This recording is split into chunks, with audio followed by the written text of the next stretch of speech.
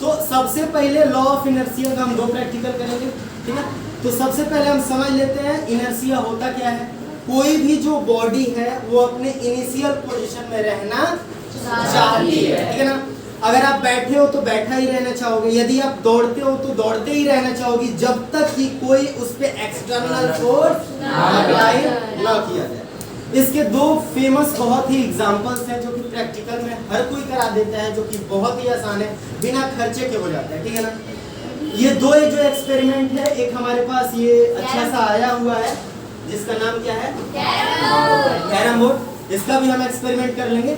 इसमें होगा क्या, पहले हम एक्सपेरिमेंट कर लेते हैं और उसके बाद से समझने का प्रयास करेंगे कि ये एक्सपेरिमेंट जो है आखिर ऐसे हुआ कैसे, ठीक है ना। पहले हम एक्सपेरिमेंट करें। तो आप लोगों के समक्ष जो है सबसे पहले हम ये ग्लास रखते हैं, ठीक है ना। ये ग्लास है हमारा, क्या ये ग्लास है, दिख रहा है सबको? जिसको दिख नहीं रहा है अपनी जगह पे खड़े हो सकते हैं, जिसको दिख रखा है बैठे रह सकते हैं। अब ये ग्लास के ऊपर हमारे पास मैंने एक रखा है कार्ड, क्या रखा है, कार्ड। क्योंकि ये शिव & 4 इंस्टीट्यूट का कार्ड है, अगर हम यहाँ पे प्रचार प्रसार करना चाहें तो इसको हम पलट भी सकते हैं, बट पलटना नहीं चाहिए। अब देखिए, इसके ऊपर मैंने 5 का सिक्का रखा हुआ है, क्या रखा मैंने, 5 का सिक्का। अब ये जो 5 का सिक्का है बचवा, ये दोनों स्टेबल है।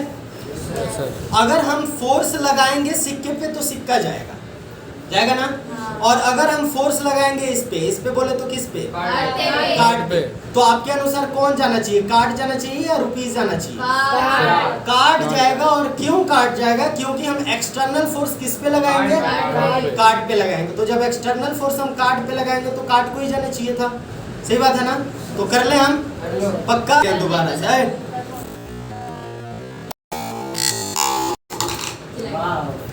वो हमारा नीचे गिरा, ये नीचे गया और ये जैसे था उसके जस्ट नीचे गया। क्यों गया, क्योंकि जो हमने फोर्स अप्लाई किया था किस पे किया था, कार्ड पे किया था। और जो हमारा सिक्का था वो उसी इनिशियल पोजीशन को क्या करना चाहता था, रहना चाहता था। दैट्स व्हाई ये कार्ड हमारा आगे बढ़ गया और जो सिक्का है उसी पोजीशन पे कहाँ गिर गया, नीचे गिर गया। तो इसी को हम कहते हैं इनर्शिया। क्या कहते हैं, और जो इनर्शिया होता है इसी को न्यूटन का फर्स्ट लॉ कहते हैं, न्यूटन का प्रथम नियम। जो वस्तु जिस स्थिति में रहना चाहती है उस स्थिति को बनाए रखना चाहती है। जो ये हमने एक्सपेरिमेंट किया, ये सेम एक्सपेरिमेंट किसके साथ होता है, कैरम के साथ। कैरम की जो गोटियां होती है ना, गोटियां,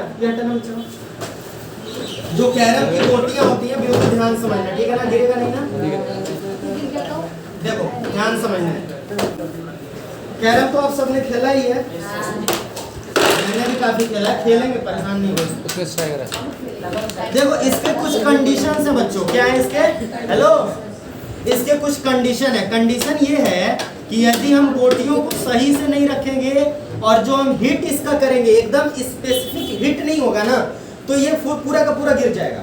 हमारा स्पेसिफिक एक यदि गोटी पे हमने हिट किया तो वही गोटी निकलेगी, बाकी गोटी जो करते हो बैठ जाएगी। बार बार खेलते हुए हमने ये नोटिस भी किया भी हमने कई बार। तो यहाँ पे ये प्रैक्टिकली होने का ये कारण ये है कि जो हमारा ये प्रोसेस होता है, पूरी गोटियां क्या चाहती हैं, कि अपने इनिशियल अवस्था को कायम रखा जाए, चाहती है ना। तो ये है हमारा टाइगर, कौन है, टाइगर है ना, टाइगर। चलो ये है स्ट्राइगर। तो हम भी तो खेलते हैं, देखते हैं क्या होता है। चलो ठीक है, मारा जाए इसको। अगर ये थोड़ा बहुत भी टेढ़ा उड़ा हुआ ना तो हमारा जो एक्सपेरिमेंट है वो असफल हो जाएगा, ठीक है ना। एकदम हिट जो होना चाहिए, ये जो हिटिंग होना चाहिए ना, एकदम परफेक्ट होना चाहिए, तभी जाके ये क्या होगा, एक निकलेगा बाकी सब बैठ जाएगा। इधर उधर होगा तो दिक्कत हो जाएगा। देखते हैं अभी तो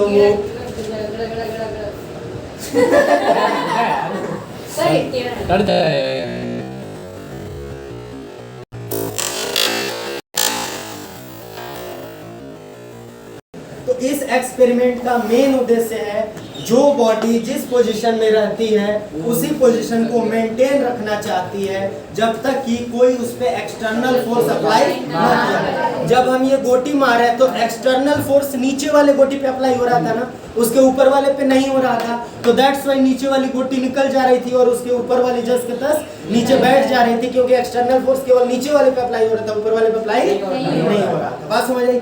सेम सिनेरियो हमारा जो हमने इस पे किया था, हमने सिक्के के साथ किया था, वही सिनेरियो हुआ। तो जो मैंने आपसे एग्जांपल पूछा था, जो बस की सिचुएशन होती है, जब बस चलते रहती है, जब बस चल रही है तो मोशन में बस है और बस के साथ हमारी बॉडी भी मोशन में है, बॉडी है कि नहीं है? तो जब बॉडी में मोशन में है और जब ब्रेक लगाते हैं, बस वाले भाई साहब ब्रेक लगाते हैं तो बस रुकती है, ब्रेक लगाने के बाद बस रुकी और हमारा शरीर एक बैग क्या आ जाता है, इनिशियल पोजीशन, मतलब रुकने की अवस्था में आ जाता है। तो एक बार ब्रेक लगाने पे हमारी बॉडी क्या चाहती है कि जैसे हम चल रहे हैं तो वैसे ही चलते रहे, इसलिए हमारी बॉडी क्या हो जाती है, आगे बढ़ जाती है। और सेम सिनेरियो हमारा क्या हो जाता है, जब बस रुकी हुई है, जब बस चलना स्टार्ट करती है तो हमारा बॉडी कहाँ जाता है, पीछे जाता है। यानी जब क्वेश्चन आ जाएगा कि एक बस है जो कि रुका हुआ है, यदि वो चलना स्टार्ट करता है तो व्यक्ति या फिर पैसेंजर का जो बॉडी का ऊपरी भाग है वो किधर जाएगा, पीछे। क्लियर? और यदि बस चल रही है और बस पे ब्रेक लगाया जाता है तो पैसेंजर का आगे वाला भाग शरीर का किधर जाएगा, बात समझ में आई? Thank you so much.